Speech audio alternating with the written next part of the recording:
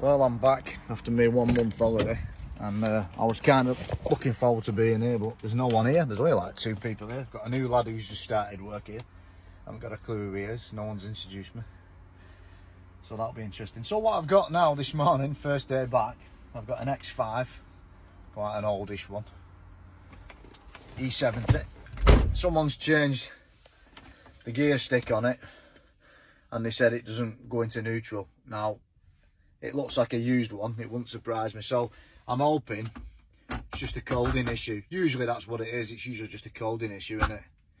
But it looks like they've done the job reasonably well. I mean, it's like, you know, it don't look like crap or nothing like that. But it feels iffy, it feels like, because it's used, you know, it feels a bit iffy, but you know, it's working, isn't it? But we'll have to read fault codes. I bet how much you want to bet it with that. How much you want to bet that's what it was? Let's put them back on and see.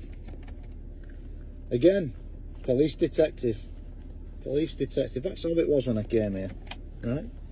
Why you'd do that, I've no idea. But it don't seem to be affecting it though, does it? But you never know if it gets kind of jammed.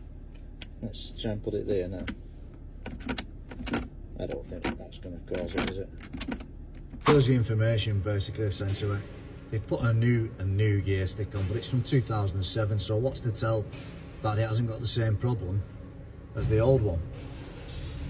So when they say new, it doesn't mean it's new, it always means it's used. So that was problem number 1.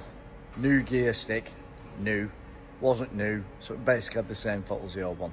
So on to the next one, which was the handbrake system. BMW call it EMF, probably some German acronym for something, don't know what it is.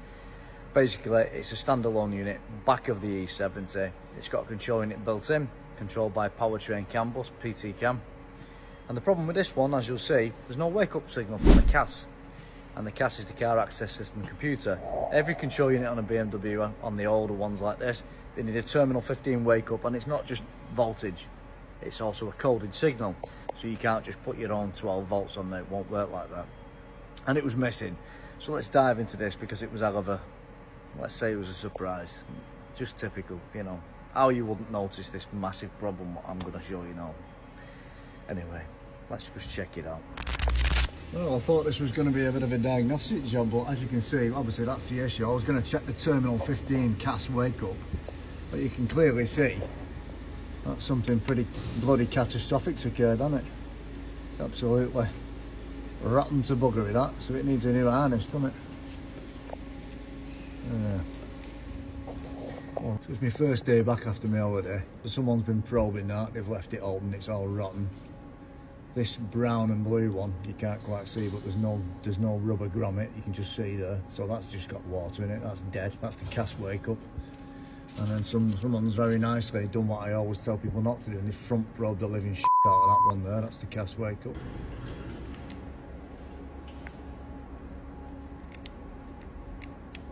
So what I'm doing here, I'm back probing everything and checking. That's the CAN bus, probably a low or a high, I'm not quite sure which.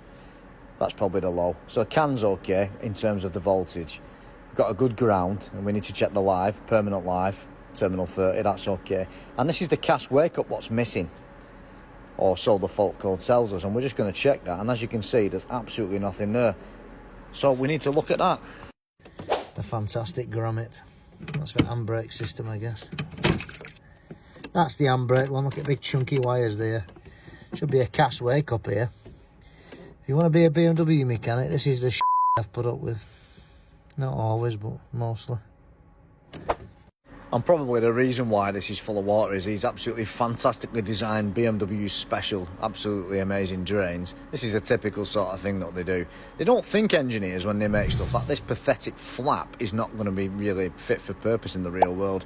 So I ripped them out, and hopefully that'll stop the panorama roof filling the trunk full of water again. So no messing around, I pulled the big massive main harness grommet out, that's feeding the harness down to the AMF module, and then it was a case of just opening the harness up with that fantastic repair what someone's done in the past. And when you see dodgy tape that's obviously non-original, you know for a fact when you see stuff like that, if you give it a tug, you're going to basically find a big fault with it. And there you are, absolutely rotten. So water had gone inside and it was corroding from the inside out. So there's our CAS wake up fault, now we just need to fix it. So what I'm going to do, I'm going to just cut that wire now, because there's no point messing about. We need to kind of make a new harness for it, essentially. And what you need to do with stuff like this is, once you've cut it, you've got to keep pulling it back and cutting it until you find that the copper's clean. If it's blackened and it's not quite shiny, it's no good. You've still got resistance in it, and that's what I'm actually doing there, you see. I'm just messing about. And as you can see, we've got a good bit of voltage from cast wake up, and we're going to use that as our basis to make a new harness. Well, it looks like a dog's dinner, but we've got our cast wake up now. So basically what I've done is, it does look like a dog's dinner, but that's just life. Guy won't pay for it. And I'm really just trying to get it working. I can make it look pretty later. And what we're going to do, we're going to feed it back through here now, then we're going to put it onto the old EMF unit, and we're going to see if we've now got communication with it.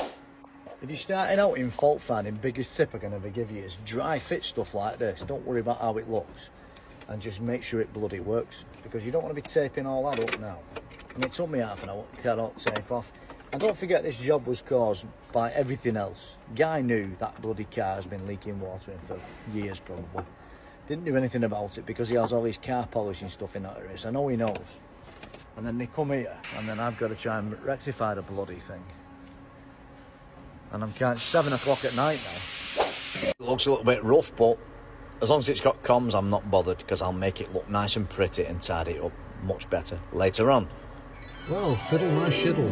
We've now got communication with our EMF module. That's absolutely fantastic, isn't it? I could dance, I could cry. Right, let's try if it works, shall we?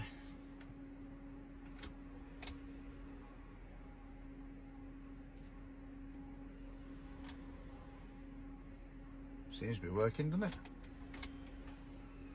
Can you hear that? Happy, tomorrow we'll build it up. Well, I've dried the trunk out now somewhat, so I've made a new harness up. It looks pretty damn tasty, doesn't it? All we have to do now is just kind of get it through there and then build it up. So that's how it ended up. Just like that. Quite reasonable, I'd say. Looks a lot better than it did. I put plenty of silicone on there just to give it a bit of extra waterproofing. Yeah, pretty good. Compared to how it was, anyway.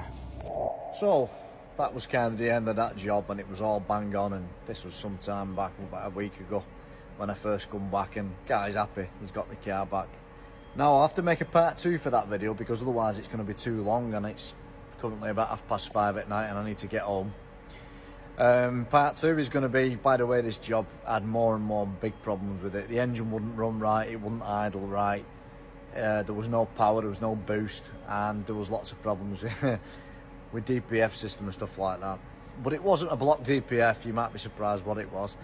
So part 2 is coming up. If you want to know how to check back pressure sensors for DPF systems, please make sure you watch that part 2 episode. And if you're watching this on YouTube, because I'm doing the same video for TikTok, just switch your notifications on, and then when part 2 comes, you'll be happy to see that. Because this is the sort of stuff I get. Basically, they bring the car in, there was about 7 faults on the car in the end, and good old me, I got the thing boosting up quite nicely. So thanks for subscribing, thanks for watching, keep sharing. I'm going to make as many videos as possible in this straight format. I hope you don't mind. I don't do widescreen format much, if at all, anymore, because purely and simply I've got 2 platforms now, and it's just easier to post to TikTok and YouTube using the same platform, same sort of orientation. So stay tuned for next time. You'll learn a bit about how to diagnose pressure sensors and stuff like that, and you'll see how we got this old ratty X5 back on the road.